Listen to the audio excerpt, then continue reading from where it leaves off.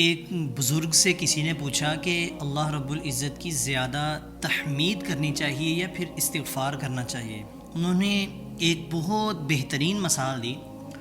انہوں نے کہا کہ جب ہم نے جسم کو پرفیوم لگانا ہوتا ہے تو پہلے ہم نہاتے ہیں، خود کو کلین کرتے ہیں، صاف کرتے ہیں، اس کے بعد جا کے ہم پرفیوم لگاتے ہیں، ٹھیک ہے؟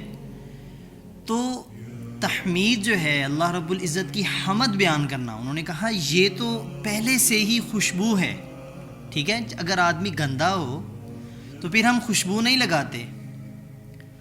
تو پھر انہوں نے کہا کہ تم جتنا ہو سکے کہ استغفار اپناؤ، پہلے خود کو نیٹ اینڈ کلین کریں، خود کو صاف کریں، پھر اس کے بعد جب ہم اللہ رب العزت کا ذکر کریں گے، پھر جب ہم اس کے بعد اللہ کی تحمید حمد کریں گے، اس کے بعد ہمیں اس کی لذت ملے گی میرے دوستو۔ تو اس لیے امام احمد بن حنبل رحمہ اللہ ایک مرتبہ ایسے ہی سفر پر جاتے ہیں، ان کو مسجد کا جو خادم تھا وہ مسجد سے باہر نکال دیتا ہے، ٹھیک ہے؟ آپ کو میں نے پہلے بھی یہ واقعہ سنایا ہوا ہے۔ تو جیسے ہی کسی وجہ سے وہ باہر نکالتا ہے تو یہ مسجد کی سیڑھیوں پر بیٹھے ہوتے ہیں، تو وہاں پر ایک بریڈ بنانے والا، روٹی بنانے والا بندہ وہاں سے گزرتا ہے۔ وہ کہتا ہے کہ آپ میرے ساتھ آ جائیں، کیونکہ عشاء کے بعد کا ٹائم تھا، اب رات کے وقت آپ کہاں واپس جائیں گے، تو اس لیے آج کی رات جو ہے آپ میرے پاس رہ لیں۔ تو جیسے ہی یہ گئے، وہ جو بریڈ بنانے والا بندہ ہے، وہ جو روٹی بنانے والا بندہ ہے، وہ کیا کر رہا ہے؟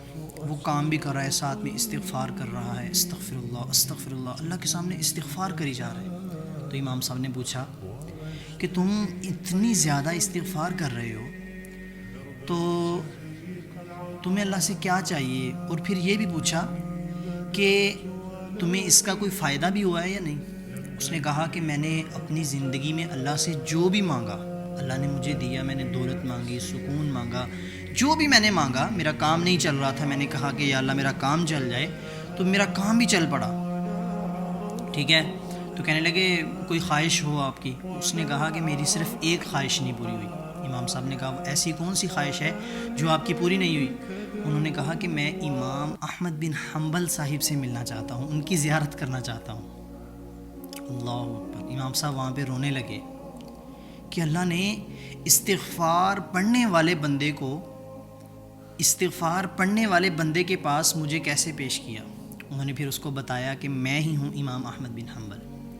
تو میرے دوستو، استغفار ایک ایسی چیز ہے کہ یہ قرآن سے بھی ثابت ہے کہ جو بندہ استغفار کرتا ہے اللہ تعالیٰ اس کے معاملات کو خود سنبھالتے ہیں۔ اور پھر سورۃ نوح میں اللہ تعالیٰ کیا فرماتے ہیں؟ میں آپ کو ایک یہاں پہ بات سناتا ہوں۔ امام غزالی کے پاس ایک بندہ گیا، کہنے لگا کہ مجھے یہ مسئلہ ہے تو مجھے بتائیں میں کیا پڑھا کروں، میں کون سا کام کروں کہ آسانی ہو جائے۔ انہوں نے کہا استغفار کرو۔ ایک اور بندہ ان کے پاس آتا ہے، وہ بھی کہتا ہے کہ جی مجھے یہ مسئلہ ہے، وہ مسئلہ اس سے کوئی اور تھا، کہنے لگے کہ استغفار کرو۔ وہ جو بندہ ایک منتھ پہلے آیا تھا دوبارہ پھر ان کے پاس آیا کہ کہنے لگا کوئی اور مسئلہ لے کے کہ مجھے یہ مسئلہ ہے۔ انہوں نے ان کو بھی کہا کہ استغفار کرو۔ انہوں نے کہا یہ کیا بات ہوئی کہ آپ استغفار استغفار استغفار کہتے رہتے ہیں؟ انہوں نے پھر آگے سے کہا، کہنے لگے کہ اللہ تعالیٰ سورہ نوح میں نہیں فرماتا کہ استغفار کرو اللہ بارش برسائے گا، استغفار کرو اللہ تمہیں مال دے گا، استغفار کرو تمہیں اللہ تمہیں اولاد دے گا، سب کچھ تو استغفار سے مل رہا ہے۔ تو اس لیے میرے دوستو، استغفار ایک ایسی چیز ہے، اگر آپ دن میں زیادہ مرتبہ نہیں 313 مرتبہ پڑھ لیں، 1000 مرتبہ پڑھ لیں، میں آپ کو بتاؤں 15 سے 20 منٹ بھی نہیں لگتے تقریباً 1000 مرتبہ استغفار پڑھنے سے، ٹھیک ہے؟ تو یہ نہیں کہ ہم نے ایسے بس بیٹھ جانا ہے ایک جگہ پہ استغفار پڑھنا شروع کر دینی ہے، نہیں۔ آپ کوئی بھی کام کر رہے ہیں اپنے پاس تسبیح رکھیں، آج کل تو تسبیح بھی کافی قسم کی ہے، ہم یہاں پہ بھی باندھ سکتے ہیں تسبیح، استغفار کیا کریں۔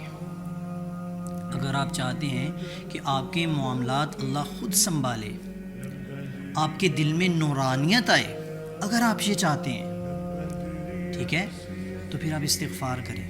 اگر آپ کو نماز میں لذت نہیں مل رہی، اگر آپ کو اللہ کا ذکر کرنے میں لذت نہیں مل رہی، آپ کو سکون نہیں ہے، کیا کریں؟ آپ استغفار کریں۔ دیکھیں، ہم پر بہت ساری مشکلات اس وجہ سے ہوتی ہیں کہ وہ ہمارے گناہوں کی سزا ہوتی ہے۔ تو اس لیے میرے دوستو، آج میں نے آپ کو جتنی بھی باتیں سنائی ہیں یہ استغفار کے ریلیٹڈ ہیں۔ آپ استغفار کریں، استغفار کریں، استغفار کریں، جتنا ہو سکے اللہ کے سامنے روئیں کہ اللہ میرے گناہوں کو معاف کر دے۔ امید ہے آپ کو میری بات کی ضرور سمجھ آئی ہوگی۔ اللہ تعالی ہم سب کے تمام صغیرہ کبیرہ گناہوں کو معاف فرمائے۔ جزاک اللہ خیر۔ السلام علیکم ورحمۃ اللہ وبرکاتہ۔